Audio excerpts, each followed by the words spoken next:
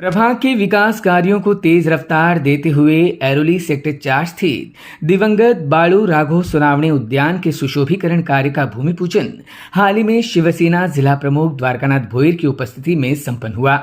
प्रभाग के नागरिकों की लंबे समय से चली आ रही मांग के अनुसार पूर्व नगर सेविका हेमांगी सोनावणे और पूर्व शिक्षण मंडल सदस्य अंकुश सोनावणे के सतत प्रयासों से यह कार्य आखिर शुरू हुआ।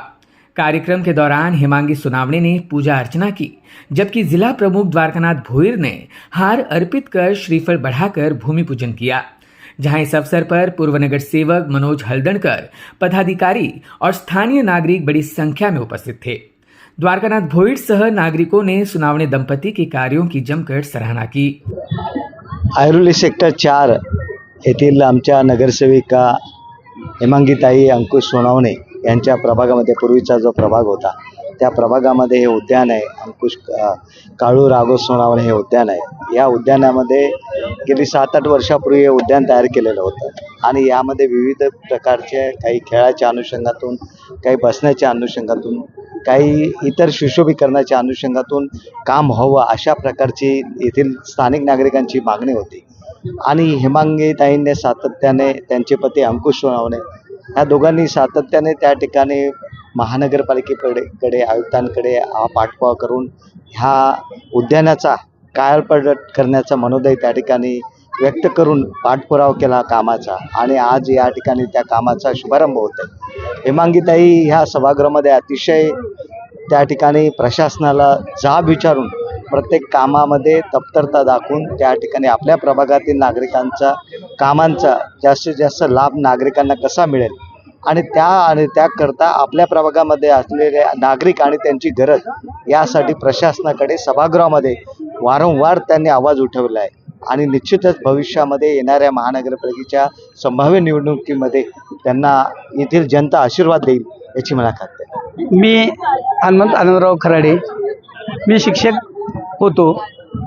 आज राघव काळू सोनवणे या उद्यानाचं नूतनीकरण या विभागाचे समाजसेवक अंकुश सोनवणे साहेब, या विभागाच्या नगरसेविका हेमांगीताई सोनवणे यांच्या प्रयत्नातून या उद्यानाचं नूतनीकरण होत आहे आणि हे नूतनीकरण म्हणजे सेक्टरमधील 4 मधील लोकांची स्वप्नपूर्ती आहे। कारण नवी मुंबई हे 21व्या शतकातील आधुनिक शहर आहे आणि त्याला अनुसरून हे उद्यान व्हावं ही नागरिकांची खूप दिवसापासूनची इच्छा होती आणि ही इच्छा पूर्ण करण्याचं काम सोनवणे साहेब आणि सोनवणे मॅडम यांनी केलेलं आहे। म्हणून मला वाटतं या उद्यानाचं नूतनीकरण म्हणजे सेक्टर 4 मधील नागरिकांची स्वप्नपूर्ती आहे। कारण या उद्यानामुळं अनेक लोकांना चांगलं आरोग्य मिळालेलं आहे। कोरोना काळामध्ये या उद्यानाचा फायदा काय झाला ही या सेक्टर 4 किंवा आजूबाजू परिसरातील लोकांना माहीत आहे आणि हे उद्यान अद्ययावत व्हावं अशी सर्वांची इच्छा होती आणि ही इच्छा पूर्ण होत आहे। हे काम करण्याचं त्यांना मनोबल मिळावं अशी या सर्व नागरिकांच्या वतीनं मी शुभेच्छा देतो आणि माझे 2 शब्द संपवतो। सेक्टर 4 येथील काळू राघू सोनावणे हे जे गार्डन आहे ते याचं नूतनीकरण आज करायचं असा मोठा योग असा आलेला आहे। खरंच खूप आनंद होतोय कारण का हे जे गार्डन आहे हे बरोबर सेक्टर 4च्या सेक्टर 4, सेक्टर 16, सेक्टर 17, सेक्टर 3 इथे बरेचसे नागरिक या ठिकाणी येत असतात। हे ज्या ठिकाणी जे शिल्प आहेत त्या ठिकाणी ते नवीन होणार आहे, त्याचप्रमाणे जे खेळणी आहे त्याचं नूतनीकरण होणार आहे। सकाळी आमचा बलवान योगा असतो, त्या बलवान योगासाठी आम्हाला एक जागा करून मिळणार आहे। त्याचप्रमाणे क्रिकेटच्या मुलांसाठी खेळण्यासाठी इथे एक टर्फ आयोजित केला आहे जेणेकरून इतर पब्लिकला त्रास होऊ नये। खरोखर खूप छान विचार इथे अंकुश सोनावणे साहेब तसेच आमच्या लाडक्या सगळ्यांच्या हेमांगीताई सोनावणे यांनी हा विचार जो मांडलेला आहे खरंच खूप वाखाणण्याजोगा आहे। सर्वप्रथम मी महानगरपालिकेतील आयुक्त त्याचप्रमाणे आपले सगळे कार्यकर्ते आहेत त्यांचे आभार मानेन। त्यानंतर आपले अंकुशजी सोनावणे साहेब जे नेहमीच तत्पर कार्यरत असतात। त्यानंतर हेमांगीताई सोनावणे यांच्या पाठीशी आम्ही नेहमी उभे असतो। त्यांनी खरंच त्यांचं दोघांचं कौतुक करावं तेवढं खरंच खूप कमी आहे। त्या सर्वांचं खरंच सगळं पूर्ण कार्यकर्त्यांचे सुद्धा खूप खूप आभार जो एवढा मोठा एक नूतनीकरणाचा जो त्यांनी विचार केला आहे तो खरंच खूप वाखाणण्याचा आहे। मी मनोहर पाटील सेक्टर 4 मध्ये राहतोय।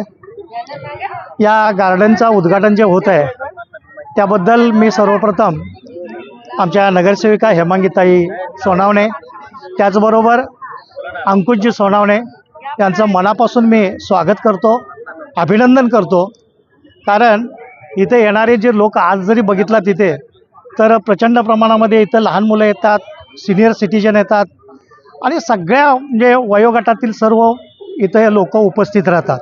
पण यांना काही ज्या अडचणी आहेत, मग ते फुटपाथ असेल किंवा जे काही स्टॅच्यू वगैरे आहेत, हे वेगवेगळे स्टॅच्यू असतील किंवा मुलांना खेळण्यासाठी वेगवेगळ्या ठिकाणी जे उभं केलेले जे त्यांचे काय म्हणतो आपण की त्याला खेळणी वगैरे असतील, ही अतिशय चांगल्या पद्धतीची या ठिकाणी मिळावीत ही एक अपेक्षा सर्व नागरिकांची इथल्या होती आणि ती पूर्ण करण्याचा संकल्प अंकुशजी सोनावणे त्याचबरोबर हेमांगीताई सोनावणे हे करतायत.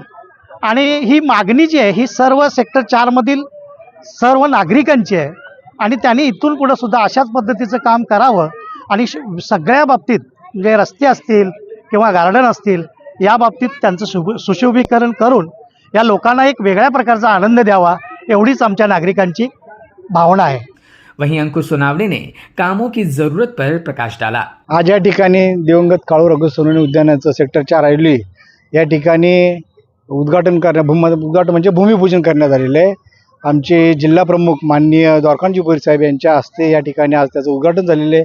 या उद्घाटन प्रसंगी विभागातील सर्व ज्येष्ठ नागरिक संघ असेल, सर्व असोसिएशनचे पदाधिकारी असतील, महिला भगिनी असतील, आमच्या युवा सेनेचे कार्यकर्ते असतील, तसेच अनेक शिवसैनिक या ठिकाणी मोठ्या प्रमाणात उपस्थित, अनेक उत्साह होता.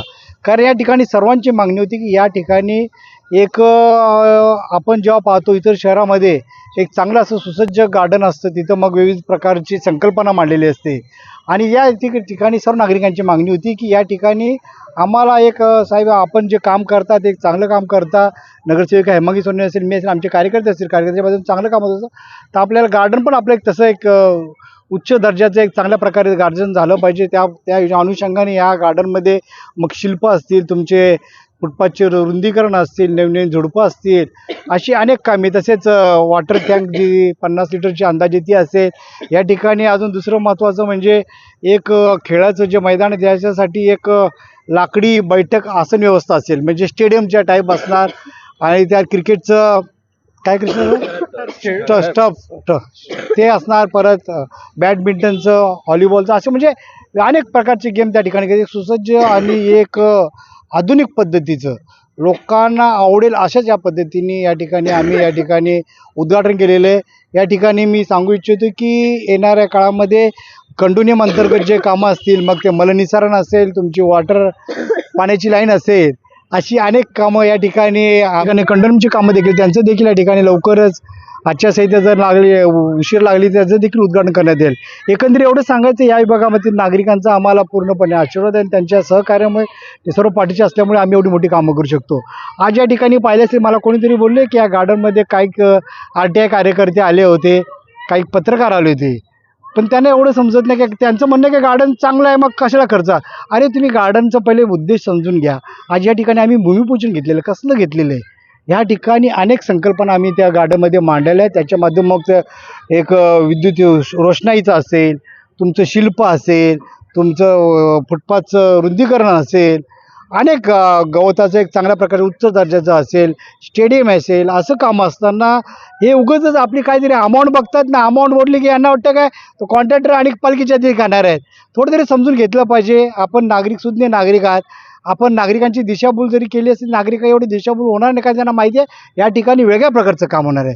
त्यामुळे जे RTI कार्यकर्ते असेल किंवा जे अनेक जे इथं कोणतरी आलेले असेल त्यांना मी एवढीच विनंती करेन की कामाचं पहिले महत्त्व समजून घ्या, नागरिकांच्या समस्या बनवून घ्या. तुम्ही उगाच आज आम्ही काही इलेक्शन आले म्हणून काम करत नाही, गेल्या अनेक वर्षापासून या ठिकाणी कामं चालू आहेत, आमच्या माध्यमातून असेल, आमच्या कार्यकर्त्यांच्या माध्यमातून असेल, आणि त्यामुळे अनेक कामं या ठिकाणी होत असतात. अनेक लोकोपयोगी कामं झाले. आपण पाहिलं असेल कंडोनियम अंतर्गत फुटपाथ झालं असेल, मुख्य मलनिसारणाची कामं, समाज मंदिराचं सुशोभीकरण झालं असेल, अशी अनेक कामं आहेत झालेली आहेत आणि त्या माध्यमातून सातत्याने गेल्या 5 वर्ष जरी इलेक्शन नसेल झाले तरी 5 वर्षामध्ये आपण आमचा चार्ट पाहावा, या विभागात किती कामं झालेली आहेत. त्यामुळे आपण जो अप्रचार जो करत आहात की आम्ही इलेक्शन आणून या ठिकाणी कामं करतो, हे अगदी चुकीचं आहे. आम्ही नागरिकांमध्ये मिसळणार, तळागाळातून नागरिकांच्या समस्या जाणून घेणार आहोत आणि तळागाळात काम करणारे कार्यकर्ते असल्यामुळे आम्हाला या ठिकाणी कोणी काय होईल त्याची आम्हाला चिंता नाही. या ठिकाणी नागरिकांचा आम्हाला पूर्णपणे पाठिंबा आहे. या ठिकाणी मी एवढंच बोलतो. धन्यवाद. Bureau report EW network.